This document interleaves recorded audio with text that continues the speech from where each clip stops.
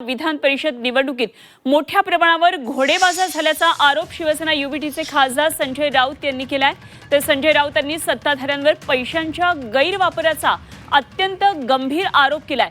बिनविरोधची धडपड आणि त्यासाठीचे माघार नाट्य यावर एका दिवसात किमान 150 कोटी रुपये खर्च झाले असा दावा राऊतांनी केलाय। विरोधी पक्षाचे घोडे स्वतःच बाजारात आपला भाव ठरवून आले। महाराष्ट्रात यासाठी प्रचंड पैसा आहे।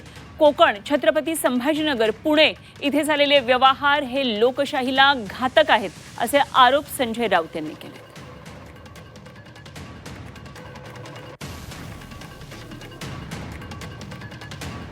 आता ज्या 11 निवडणुका होणार आहेत तिथे मोठ्या प्रमाणात खर्च केले जातात। माझं असं म्हणणं आहे भारतीय जनता पक्ष आणि त्यांच्या लोकांना, तुमच्याकडे पुरेसं संख्याबळ आहे ना,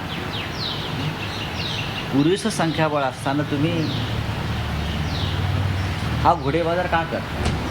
हे मी पहिल्या दिवसापासून सांगतो। तुमच्याकडे जिंकून येण्याइतकं बळ आहे, संख्याबळ आहे, यंत्रणा आहे, तरीही तुम्ही बिनविरोध माघार यासाठी एवढा आटापिटा का करताय?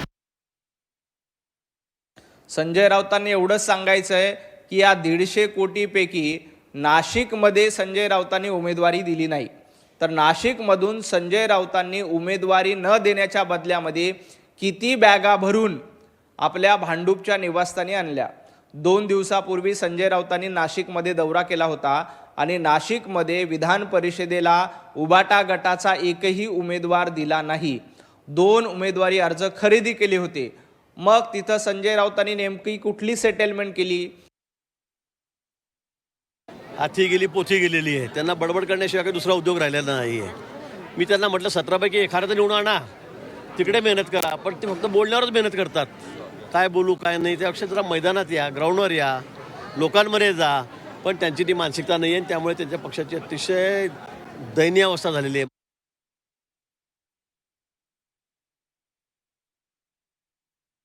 ठीक आहे, त्यांच्याकडे काही माहिती असेल तर ती माहिती त्यांनी इन्कम टॅक्स विभागाला द्यावी।